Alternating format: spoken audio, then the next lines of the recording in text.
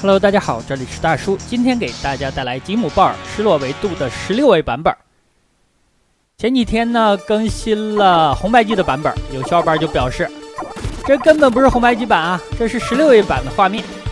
其实不是的，我现在录制的才是16位的版本。首先呢是画面更加的夸张了，另外在操作上也有变化，比如说它取消了蓄力攻击，加入了一个炸弹键，这个炸弹呢用 SB 来表示，应该是超级炸弹的意思吧。这个炸弹呢也可以蓄力，蓄力之后再放出，可能就是大 SB 了。听起来有点怪啊，但是这就是游戏的系统和操作。那16位版呢，每一大关不再分1关1、1关2、1关3了，而是把红白机的这些小关卡融合在了一起。我现在捡到了武器，等级上升，可以看出来呢，16位版节奏上比红白机版要快得多了。节奏快呢，难度就高，这个敌人扑上来的速度都很快。在咱们初期武器等级不高的情况下，要注意多射击着前进，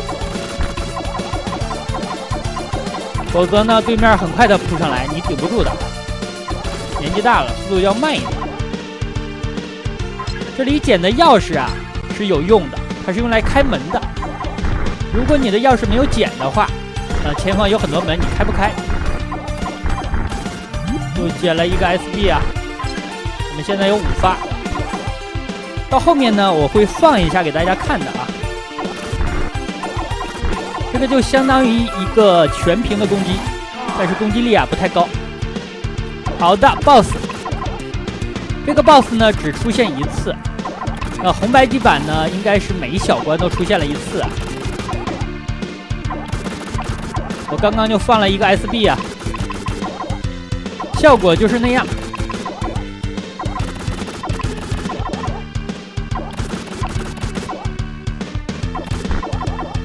好的，打完。这里的移动平台速度也很快。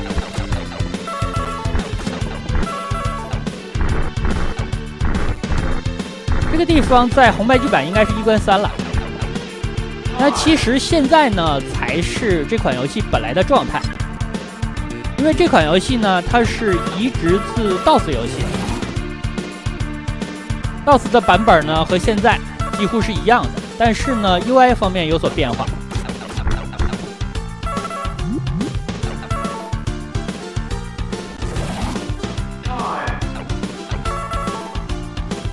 时间其实吃完之后呢，本关的时间就重置了，就回到了2分钟。16位的版本呢，在关卡的流程设置上也有变化，比红白机版多出了好几关，包括了2个俯视视角的关卡，还有2个飞行射击的关卡。下一关啊，就是俯视视角的。哦，这根看起来更粗更硬了啊！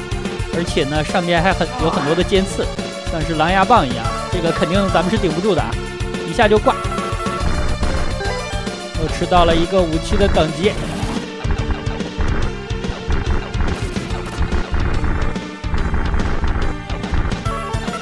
小心点过。钥匙呢，能拿到的一定要拿呀。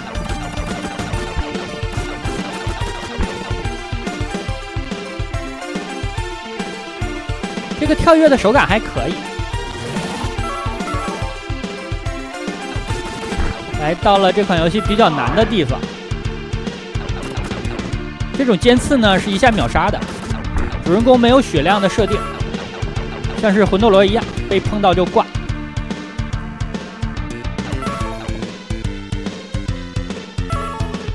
我为什么隔了这么多天，3、4天才录制16位的版本呢？是因为在练习啊。像这种动作射击的关卡还可以，俯视视角的关卡就太恶心了。它是迷宫性质的，有解谜的要素，本身并不难，主要是你需要熟悉地图。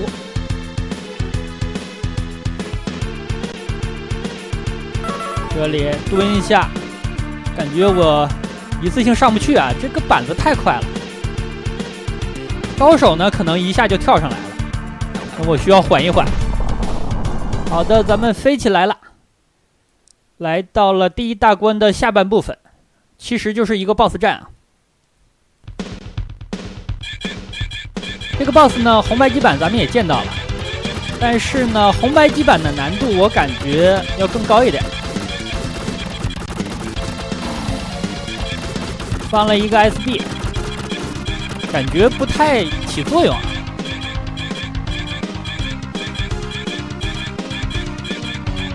这个 BOSS 变大缩小的时候，它是没有攻击判定的，因为就相当于呢，它去了3D 空间别的层面。弱点就是它的眼球。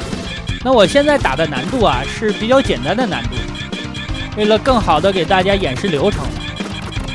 这款游戏啊，实在是太难了，红白机版还是简单啊。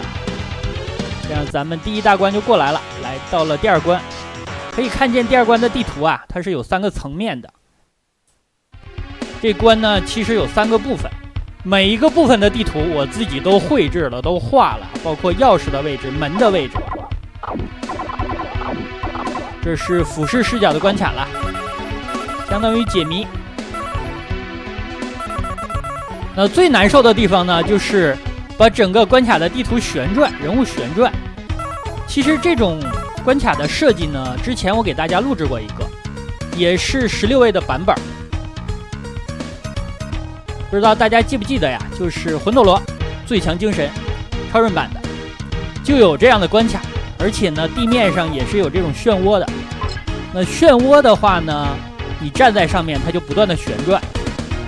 那游戏的手柄的2个肩部按键也是旋转键，如果你的旋转和这个漩涡旋转同步了，那你是看不出来画面旋转的。如果呢，旋转的方向和你按键的方向一致了，那画面会转得更快更晕。所以说过这关的时候，我是反复的尝试了多次，并且呢自己绘制了地图，才勉强的把这几关过来。这几天呢，主要就做这件事了。其实，无论是飞行设计也好，还是动作设计也罢，难度都不高。难度高的地方呢，就是这里，敌方都是秒杀的，包括墙上的尖刺，地面上呢还有比较光滑的冰，踩在上面自动就被你滑出去了。像刚刚这个怪啊，打爆之后，你看地上它在闪光，你踩中闪光的话也是会挂的，这个实在是个坑啊。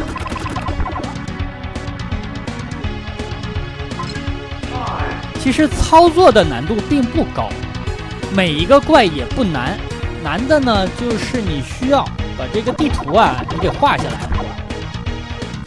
或者呢在头脑当中把这个地图给重现一下。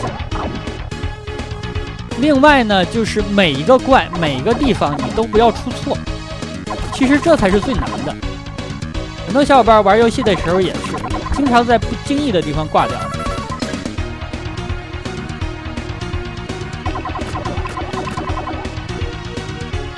在一个怪或者一个坑上不出错呢，并不难，难的是每一个怪每一个坑你都不出错。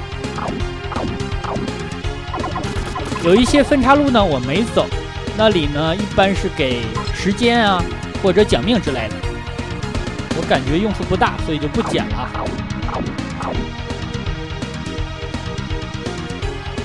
那这关的话，如果你不去捡那些东西的话，能够省一个钥匙，你带着一个钥匙进下一关。那虽然每一个单独的关卡呢，小关卡，它的钥匙都是够用的，但如果你多一个的话，可能就会少走很多的弯路啊。现在是第2个部分，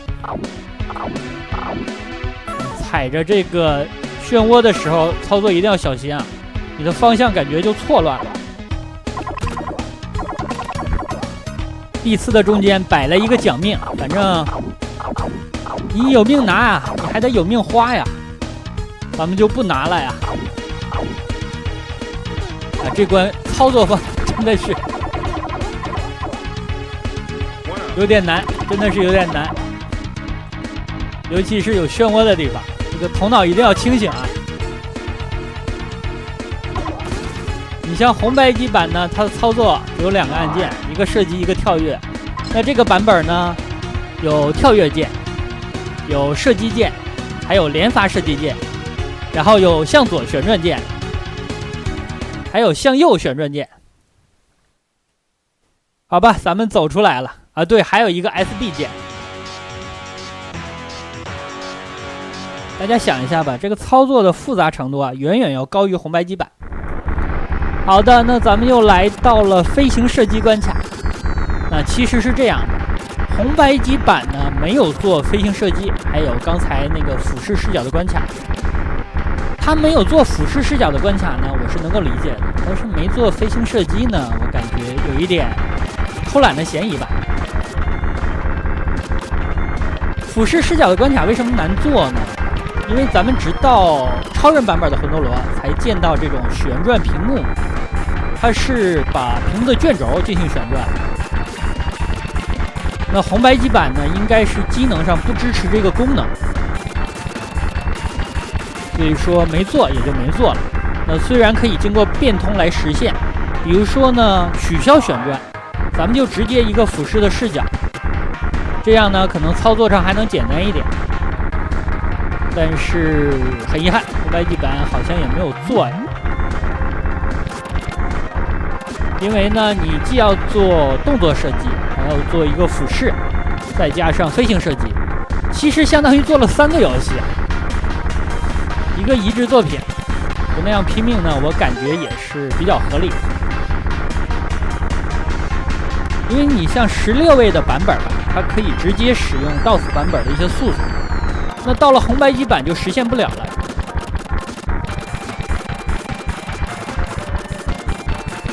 因为红白机的分辨率还有发色的数量都无法准确的还原 DOS 的版本，所以说很多图呢可能需要重新绘制，这个工作量比较高。那16位机版呢就可以几乎100%的还原原作了。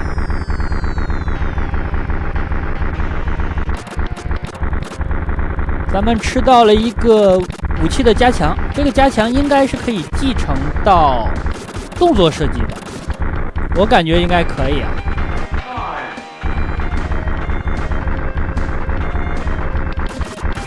那这款游戏啊，我录制完之后剪辑真的是费了大的功夫啊。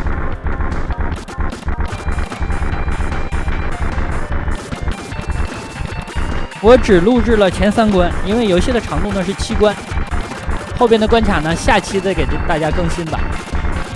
前面这几期录制完之后，就发现视频的大小来到了9G 左右。这个我的剪辑软件有点不堪重负吧，有些地方呢可能会出现莫名其妙的卡顿。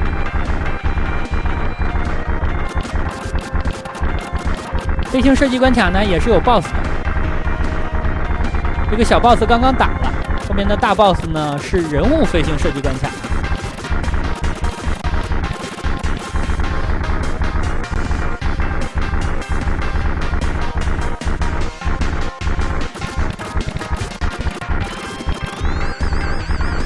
这个 boss 打完呢，咱们上半期啊就给大家先录制到这儿啊。下半期的结构也是一个动作射击的关卡，然后一个俯视，再加上一个飞行射击，最后还有一个最终关。咱们9条命，7个 SB， 剩了一把钥匙。这把钥匙呢，就是第2关的第1个小关省下来的。BOSS 战，这个 BOSS 是一个比较大的飞船。这个飞船呢，比较关键的地方，咱们要打3处，一个呢就是这里的尖刺了。尖刺有4个，我只打掉了3个，但是卷轴也过了。第2个部分就是这门小炮，咱们站点啊。好，大家注意这个逃课的打法吧，不能先往上面站啊，先往上面站会被刺球打到的。然后就是 BOSS 的弱点部分了。弱点呢，大家看一下吧，有点猥琐，它是伸出来的一个流星锤，流星锤的头上都是尖刺，还会摆动，特别猥琐。难度呢不高，但是要小心啊，咱们不要碰到这个飞船，会挂的。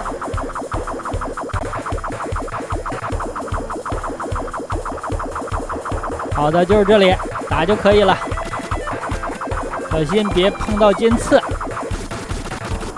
打完就算过关啊。那好吧，本期呢时间差不多，先给大家录制到这儿，感谢大家收看，咱们下期再见。